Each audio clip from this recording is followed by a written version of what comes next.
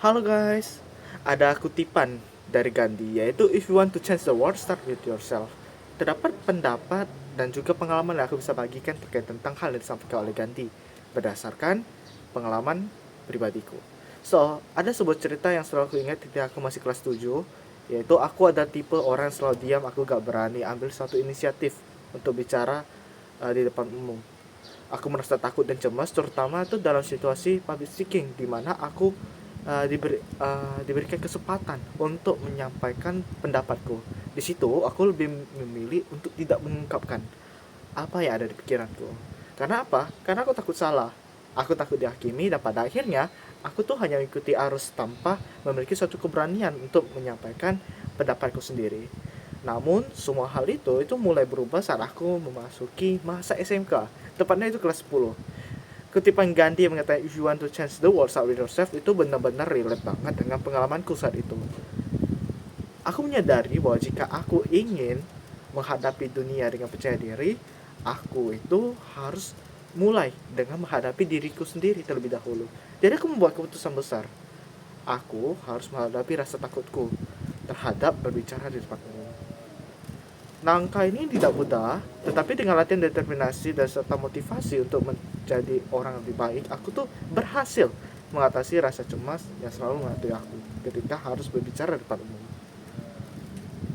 Aku ingat pertama kali sekali saat aku tuh benar-benar memberanikan diri untuk tampil di depan kelas untuk menyampaikan pendapatku terkait tentang suatu pertanyaan yang disampaikan oleh guruku.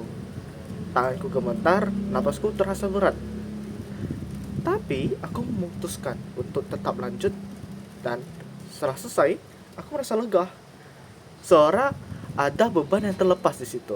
Dari situlah segalanya berubah. Aku mulai berpartisipasi dalam berbagai kegiatan seperti presentasi di kelas, berdebat hingga menjadi suatu pemimpin dalam beberapa proyek kelas. Bisa ada kelompok nih ya. Jadi aku bakal jadi ketuanya di situ untuk manajemen untuk menyampaikan terkait tentang pendapatku terkait tentang hal yang harus kita lakukan. Sehingga dalam situ aku tuh menyadari bahwasannya kelemahan kita itu bukan soal hanya menang melawan rasa takut, tapi juga soal menemukan potensi diri yang lebih besar. So aku mulai menyadari bahwa aku tak harus sempurna untuk menjadi diriku sendiri yang terbaik di situ. So yang terbaik menurutku adalah bergerak maju, mengaktualisasikan diri dan berani mengambil langkah untuk mempengaruhi dunia di sekitarku. Dari situ aku pun berkomitmen untuk terus tumbuh karena bagiku kehidupan ini adalah tentang mencapai potensi maksimal yang bisa kita miliki di situ. Kita hanya hidup sekali dan di dalam kehidupan singkat ini kita tuh harus bisa memanfaatkan setiap kesempatan untuk menjadi lebih baik. Komitmenku adalah untuk tidak hanya berubah demi diriku sendiri, tetapi juga agar aku dapat memberikan dampak pada orang lain. Karena aku percaya bahwa setiap langkah yang kita ambil adalah sebuah cerita yang akan kita tulis sendiri. Maka dari itu, aku ingin selalu mengambil langkah membuat ceritaku menjadi penuh makna untuk diriku sendiri dan untuk orang-orang yang ada di sekitarku, terutama orang-orang terdekatku. Tentang cita-citaku dan bagaimana aku memandang diriku di 10 tahun yang akan datang. Udah sudah menjadi apa aku saat itu? Kalau ditanya soal cita-citaku, aku itu ingin menjadi seorang entrepreneur sukses. Dari 10 tahun di sekarang, berdasarkan cita-citaku, aku tuh melihat diriku sebagai seseorang yang tidak hanya sukses secara profesional, tetapi juga memiliki dampak nyata bagi orang lain. Dengan menciptakan suatu bisnis, terutama yang berbasis pada pendidikan, psikologi, dan pengembangan interpersonal ataupun intrapersonal, aku bisa membantu banyak orang untuk menemukan potensi terbaik mereka sekaligus mengaktualisasi kemampuan profesionalku dalam hal ini dalam berbisnis tentunya. 10 tahun ke depan aku ingin bisa berdiri dengan bangga.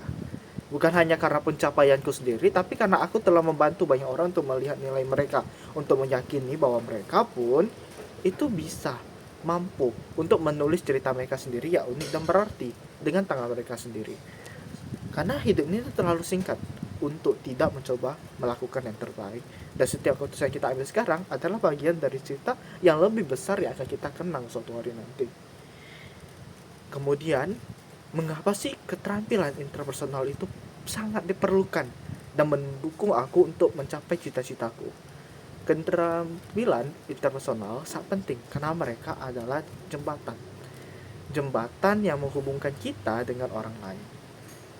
Dunia ini tidak bergerak hanya oleh individu seperti diri kita sendiri, tetapi ada suatu kolaborasi yang perlu kita lakukan dengan orang lain, orang-orang sekitar kita untuk capai tujuan kita. Ketika kita bisa berkomunikasi dengan baik, dalam hal itu kita bisa membangun suatu hubungan yang kuat, bekerja sama dengan lebih efektif, dan juga menciptakan lingkungan yang saling mendukung alias suportif. Interaksi yang baik akan membuka pintu peluang yang lebih luas, baik dalam karir maupun kehidupan pribadi kita sebagai individu. Oleh karena itu, mengasah keterampilan personal adalah investasi jangka panjang yang tidak hanya bermanfaat untuk diri kita, tapi juga untuk orang lain. Kemudian, apa sih konsep diri yang mendukung aku, yang membuat aku tuh tetap terarah sesuai dengan cita-cita yang aku telah sampaikan sebelumnya. So, konsep diri yang aku pegang adalah bahwa kita adalah produk dari keputusan yang kita buat. Aku selalu percaya bahwasannya identitas kita itu bukanlah sesuatu yang statis, melainkan hasil dari pilihan-pilihan yang kita ambil setiap harinya.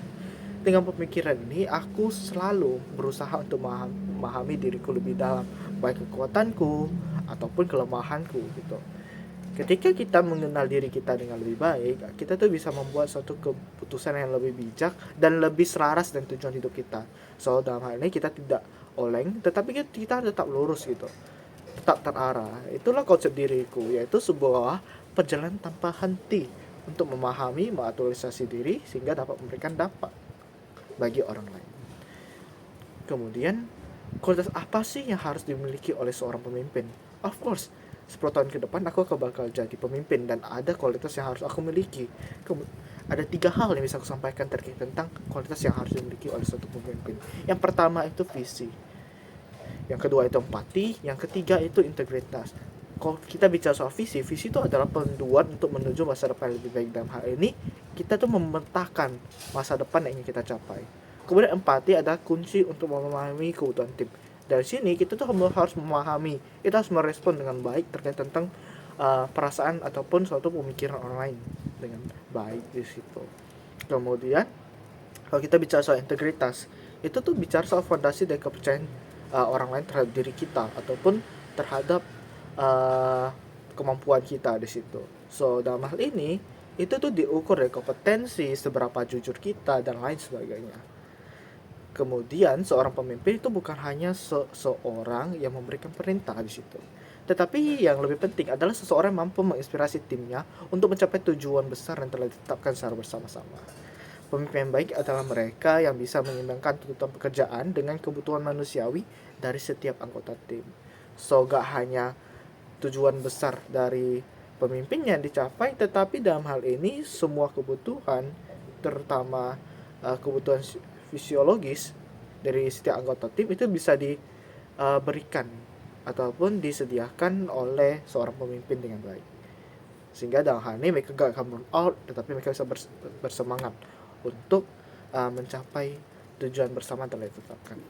Kemudian aku ada pengalaman yang bisa aku sampaikan terkait tentang aku yang terkadang itu harus bekerja sama dengan anggota tim yang itu bukan tidak disukai, tetapi dalam hal ini merepotkan di situ. Itu menjadi tantangan bagi aku. So, dalam hidup kita tuh pasti akan bertemu dengan orang-orang yang sulit diajak bersama. Aku pernah mengalami hal serupa di mana aku harus bekerja sama dengan seseorang yang memiliki pandangan gaya kerja yang sangat berbeda dengan diri aku.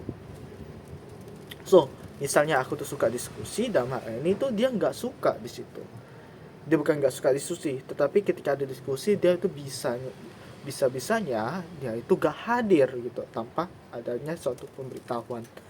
Ya, walaupun dia hanya menyatakan bahwa misalnya sibuk. Awalnya itu membuat diriku frustasi, teman-teman. Tetapi akhirnya aku belajar satu hal yang penting, bahwa kerjasama itu tidak selalu soal kesepahaman, tidak harus sama. Mereka soal mencari cara untuk mencapai tujuan yang sama dengan metode yang berbeda di situ. So, aku belajar untuk lebih mendengarkan, lebih sabar mencari titik temu dari permasalahan kami, sehingga dalam hal ini kami itu bisa bekerja dengan baik tanpa mengorbankan tujuan bersama. Hal ini mengajarkanku bahwasanya dalam tim itu kadang kita harus menempatkan ego di belakang. Ego di belakang dan kita fokus pada hasil lebih besar sesuai dengan visi yang telah kita tetapkan. Dalam hal itu, kita tuh perlu menjadi komunikator yang baik. Ada beberapa tips yang bisa aku berikan terkait tentang bagaimana menjadi komunikator yang baik. So, ketika kita berbicara tentang komunikasi, kebanyakan orang itu mengira bahwa kunci utama dari suatu komunikasi ada kemampuan untuk bicara dengan jelas ataupun menata kata dengan kata-kata yang rumit dan indah. Tetapi yang sebenarnya penting adalah bagaimana kita bisa menyesuaikan cara kita berbicara dengan orang lain di situ. Salah satu tips yang selalu aku pegang adalah memahami siapa lawan bicaraku terlebih dahulu. Karena tidak semua orang itu merespon dengan cara yang sama. Walaupun hal yang kita sampaikan itu sama di situ.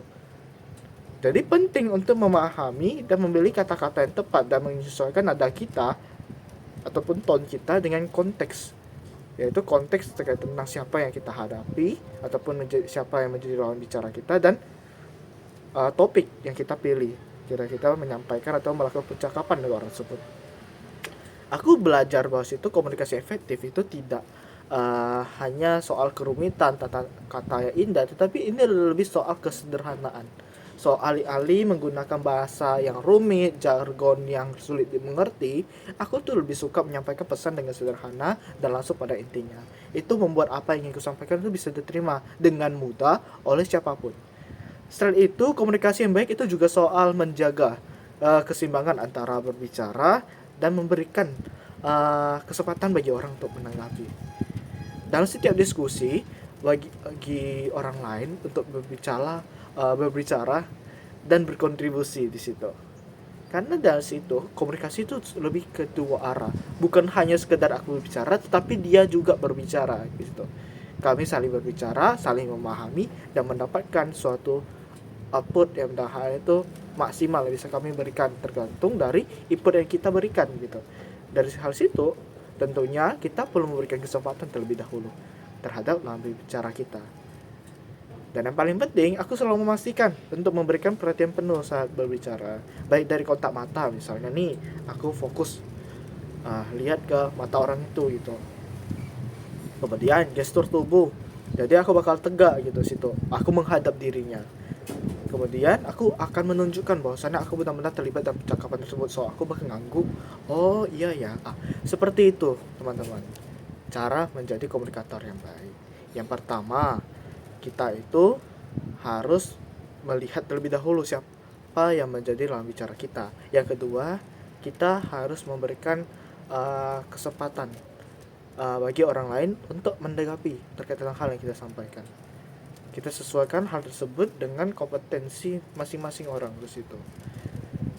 Karena yang penting apa? Yaitu kesederhanaan dalam komunikasi. To the point gitu. Kemudian dari hal situ pasti bisa dinotis dong, rupanya perlu sebelum kita menanggapi orang, kita tuh perlu mendengarkan terlebih dahulu. Kemudian kenapa sih kita perlu lebih banyak mendengarkan dibandingkan berbicara di situ? So, mendengarkan ya adalah keterampilan seringkali kita anggap sepele, tapi sebenarnya ini memiliki kekuatan yang luar biasa, impactful bisa dibilang. So, mendengarkan itu bukan hanya soal kita diam dan nunggu giliran berbicara. Gak hanya itu, tetapi tentang memahami apa yang benar-benar ingin sampaikan orang lain, bahkan di balik kata-katanya. Karena orang bisa bilang ini, tapi mungkin aja di situ itu sebenarnya nggak maksud kayak gitu. Ada suatu motif di balik kata-kata yang disampaikan yang dia nggak bisa sampaikan secara langsung. Karena yang pertama kurang kosakata ataupun kurang kompetensi di situ, atau dalam hal ini dia memang nggak terbuka itu dengan kita. Di situ itulah pentingnya mendengarkan dengan cermat. So dalam hal ini ada sebuah pengalaman yang sangat berkesan ketika dalam hidupku ini, yaitu ketika aku sedang bekerja sama dalam tim yang cukup penuh konflik. Ketika anggota timku itu berbicara dengan nada tinggi frustasi, aku tuh merasa ingin membela diri gitu, langsung gas juga gitu, sama-sama emosi, lalu memberikan respon. Namun untungnya nih aku memutuskan untuk menahan diri dan benar-benar mendengarkan apa yang ingin dia katakan, termasuk emosi yang dia coba sampaikan berdasarkan hal yang dia sampaikan di saat itu dengan emosi yang tinggi. Apakah dia marah, apakah dia sedih gitu. So saat aku benar-benar mendengarkan dia, aku tuh mulai memahami perspektifnya itu gimana terkait tentang topik ini gitu. Dan itu membuat diskusi kami jauh lebih produktif setelah kami mencapai pemahaman gitu antara satu sama lain. Mendengarkan dengan penuh perhatian itu penting juga untuk membangun rasa percaya. Ketika dalam pengalamanku tersebut, pada akhirnya itu kami bisa saling percaya di situ. Karena mengapa? Ada satu keterbukaan di situ. Karena aku mampu mendengarkan dengan baik, dia menyampaikan pendapatnya juga dengan jujur. Di situ, ya bisa klop di situ. Akhirnya bisa bekerja sama, bisa saling percaya. So, ketika seseorang itu merasa didengarkan, mereka merasa dihargai, pada akhirnya mereka akan lebih terbuka untuk bicara dengan jujur tentang pendapatnya ataupun menyalurkan emosinya dalam percakapan tersebut.